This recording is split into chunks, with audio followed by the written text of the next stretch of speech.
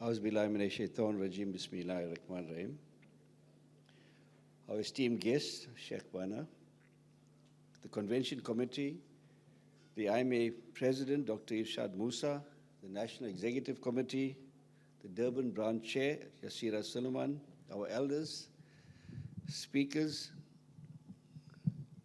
delegates, management and staff, Assalamu alaikum wa rahmatullahi wa barakatuh. Good evening and San Bonani. It is my privilege and pleasure to address you this evening. I'll try to be short and sweet, but unfortunately, I'm not known for being short and sweet. I'm passionate about the organization since the time I was introduced to the Islamic Medical Association by Dr. Ghulam Hussain, Dr. Khatri, and Dr. Maid. It was as if a virus infected me, for which there seems to be no cure, alhamdulillah. As the chair of the Islamic Medical Association, Beit al-Noor and Beit al-Noor Trust, I am responsible for multiple activities, which of course I take credit for, while everybody else does the work. And that's something that my wife always complains about. You come out with all these fancy projects, and then of course everybody else has to be running helter-skelter and deliver. IMA Beit al-Noor is our social wing. It's involved in social welfare, care for the elderly, counseling, the Muslim AIDS project, mobility aids, medical assistance, optometry and audiology services, and of course, outreach programs and many more programs.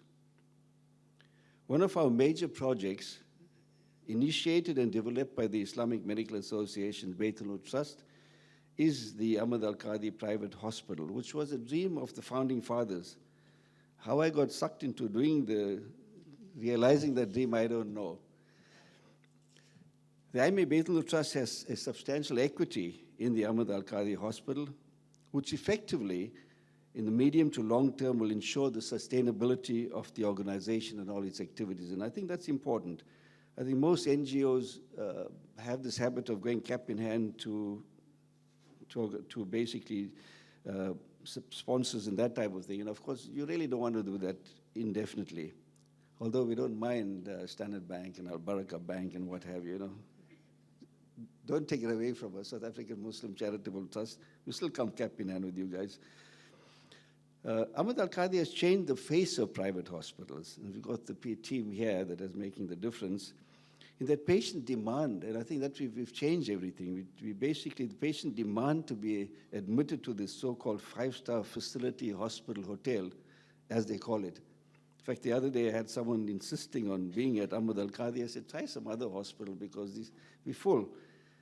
But she said, no, my husband died at one of the other hospitals. I'd rather go to Ahmad Al-Qadi. And of course, after I heard that she was having a smoke and she was complaining about food. The other day, almost 15 years ago, we were approached by a renal dialysis patient begging for support for his dialysis. And he told us, and we were quite shocked at that time, that he was sent home to die. He was not a viable patient for renal dialysis with the state because he's not a viable transplant patient. And this was the catalyst for us to establish the renal program with the support from the Iqra Trust, Al Barakah Bank, as well as other donors. We contracted at that point in time a renal unit at Shifa Hospital to do the dialysis. When the Ahmad Al-Qadi Hospital was being planned, we ensured that the plan included an IMA dialysis unit. Listening to Mr. Asmal?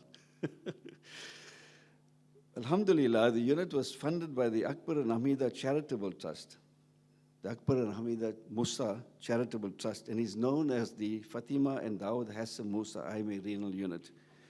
And alhamdulillah, when you do something good and you provide these type of services, sponsorships are quite readily available. It dialyzes over 80 patients, 70% of whom are funded by the IMA Beit al-Noor Trust at a cost of millions of rands per annum. And as I mentioned earlier, we believe in self-sustainable projects, and this unit is a private unit. We believe that you should have a business owned by an NGO, but all the profits are also owned by the NGO, which is then recycled. It's used for other patients. Because remember, if you take a dialysis patient, it costs the region of 2,000 at dialysis, at 12 dialysis a month. There's 24,000 rands worth of dialysis per month. Now you multiply that by 12. Even if you're a middle income earner, you're not going to be able to afford a dialysis. So this is a project that we're really proud of. The most recent pet project is our IMA Beit al-Nur Care Center. And this has been brought to us by a number of people. And of course, Yassira Suleman, our chairperson and also chairperson of CSN, is passionate about it because she has mentioned to us there's a lot of women out there that really need the help.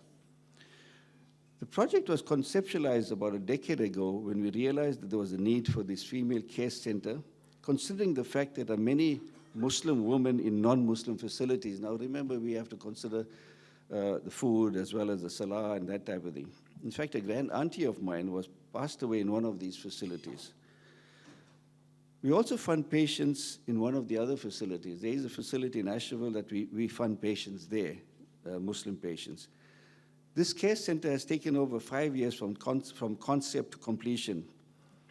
The debate was whether it was an old age home, a retirement home, a frail care center, assisted care, and eventually settled on care center. It will cater for short, medium, and long-term stay.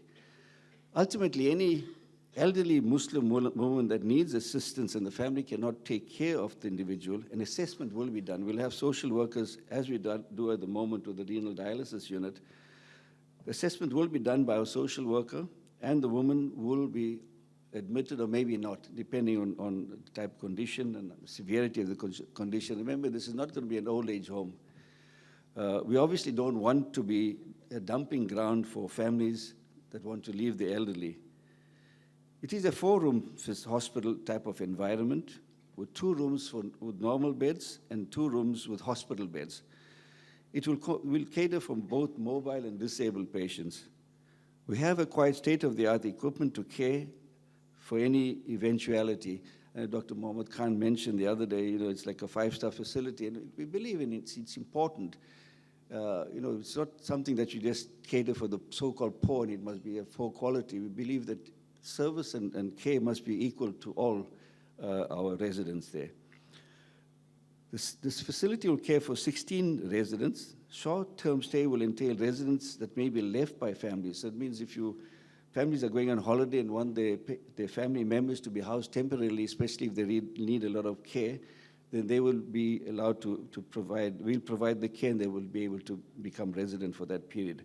Others will be staying for a longer term because families may not have the resources or may be unable to care for them, because sometimes many of these women need a lot of intensive care, and we have already appointed a manager, and we're going to have registered nurses and caregivers. The facility will also train caregivers as well as family members to be caregivers. I think that's in Turkey, they really train the family members to be caregivers. The current offices of the Beit al-Nur will be converted to rehab and counseling facilities, and the current seminar room will be used as an activity center. So a lot of the women as well are very lonely. Sometimes you have an elderly person in your home, and everyone in that family is actually busy. And most people will realize that if you've got an old person at home and you don't spend time with that person, they're there, but they're not there because everybody's busy. Maybe husband and wife are working or busy with the kids and dropping kids, picking kids. They tend to be lonely, and people don't understand that. So they need company as well. So the facility will also provide for that. So they can come during the day, they'll spend some time with our people, we'll have activity at all times, and of course, they can be picked up later on. I just want to acknowledge some of our major sponsors, because without the sponsors, this project and many of our projects would not take place. The Islamic Development Bank is our platinum sponsor, and 27/4 is our diamond sponsor. Then we've had room sponsors.